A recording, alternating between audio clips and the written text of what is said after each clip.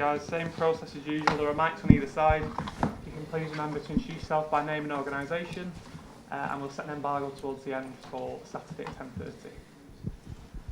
Good afternoon, Pep. James from Sky. Just a quick one on injuries. Zinchenko and Bernardo Silva, are they likely to be in your plans for the weekend? They are better.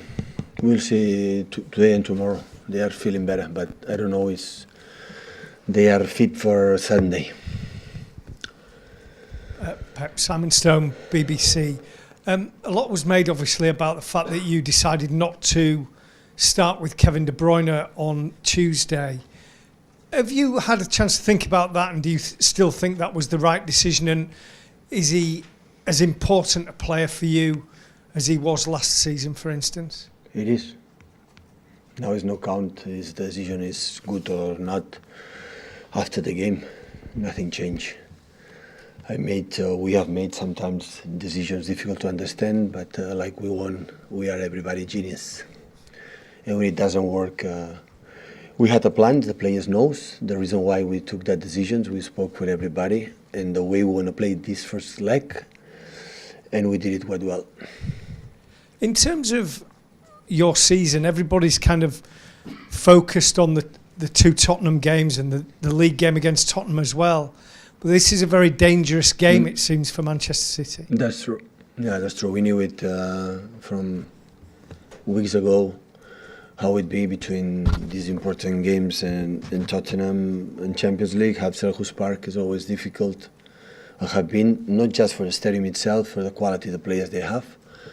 And all departments, they are really, really well organized, and up front they have quality players to do actions 1 against 1, 1 against 2, 1 against 3. So, but 6 games left to finish the Premier League. We know we are what's playing for, and we're going to prepare well. Can you select a side without thinking what comes in the days and the week after? Can you ignore all that, or do you have to think about which players you're going to use in which games? No, in few positions, departments, we have enough players, and other ones we are only with problems. So no, because we are not in the process to think about it in next game in terms of Tottenham Champions League, Premier League. So it's at the end of the season. Every game is a final, and we're going to play with the team we believe is the best to face them. For the physical condition, for the personality of our players, for the opponents we're going to see, like always we do. Pep, Mandy from Premier League TV. I've been speaking to Vincent Kompany, and he's been talking about how he wouldn't be human if he didn't feel the pressure of a title race. How impressed are you with the way that your players deal with times like this at this stage of the season? We have been 20 months incredible. So we lost, I think, 2 games in the last 23. So, and the way we lost.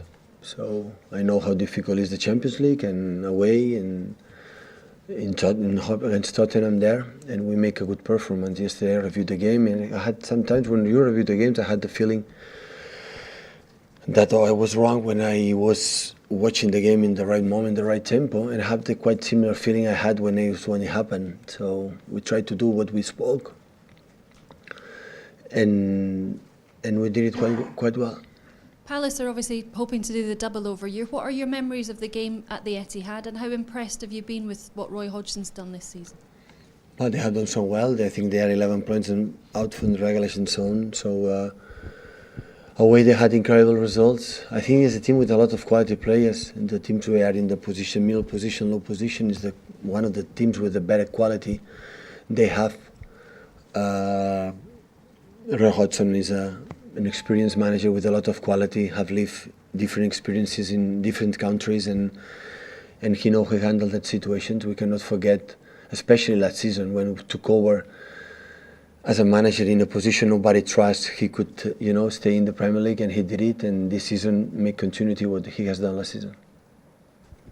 Hello, Pep, here on your left. Hi.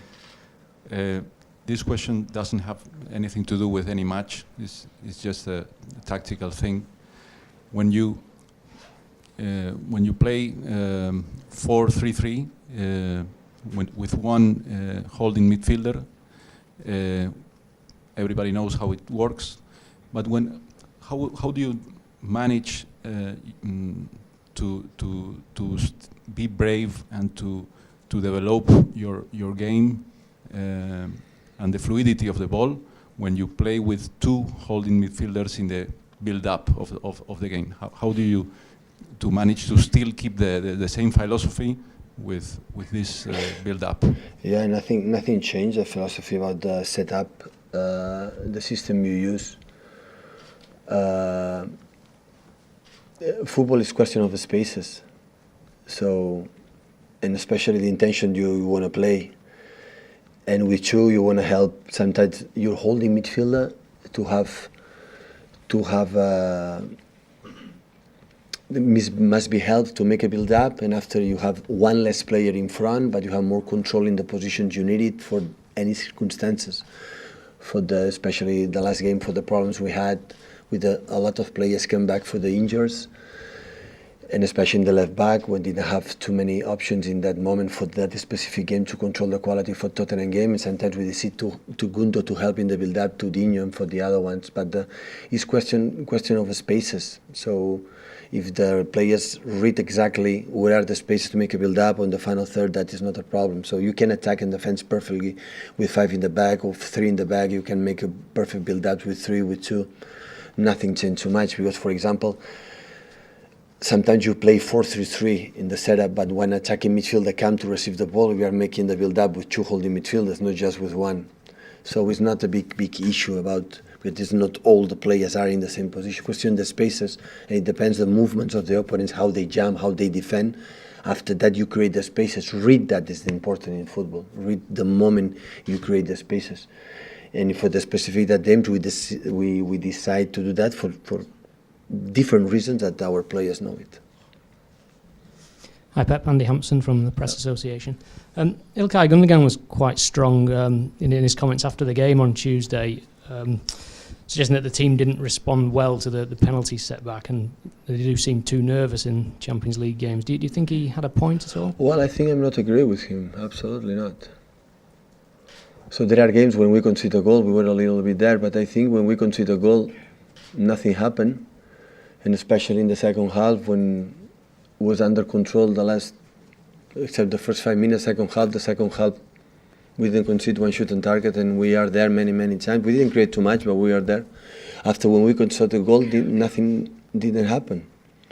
So in other games, yes, that's true. So it was completely different. For example, against Schalke, when we won 0-1, and in 5 minutes we conceded 2. So when the game was not, our game in Hotspur was much better than in Schalke.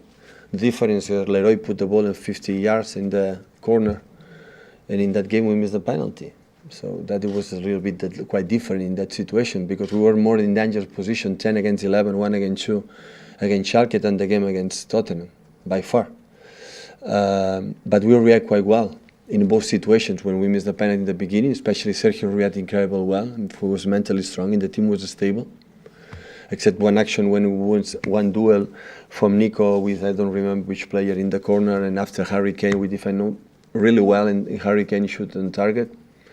We defend the set pieces when they are incredibly strong, well in the set pieces. And after, when we conceded a goal, it was a dangerous situations. 10 minutes left.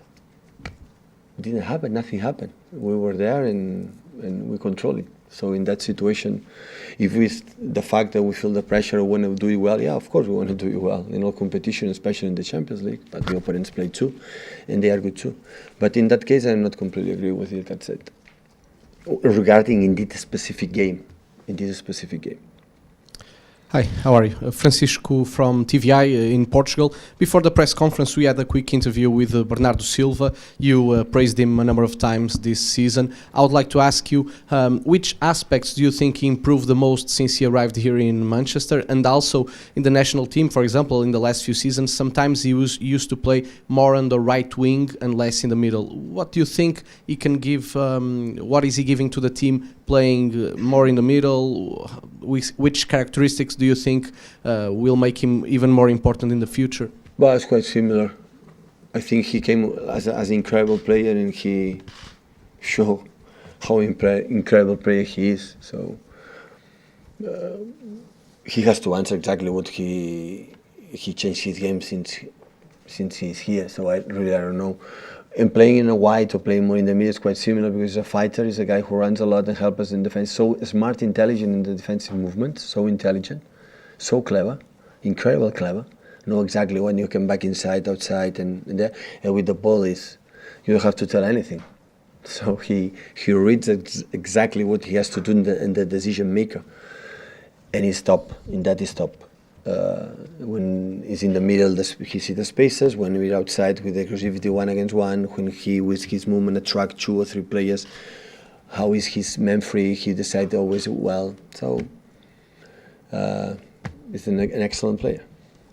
Pep, David McDonald from the Daily Mirror. In the game against Tottenham, you'll be aware that Fernandinho hit Harry Kane with his elbow when they both came down from a challenge in what looked to be a deliberate act on the back of Kane's head. It wasn't picked up by VAR or the referee, but how important is it that your players don't get involved in those kind of situations? Because it could easily have been a red card then, and you can ill afford to lose players, particularly of Fernandinho's importance at this stage of the season. So do you have to remind your players not to get involved in those kind of situations? First, I didn't see the situation, the action. And second one, yeah, they know it. You have to control themselves for that situation. Yeah.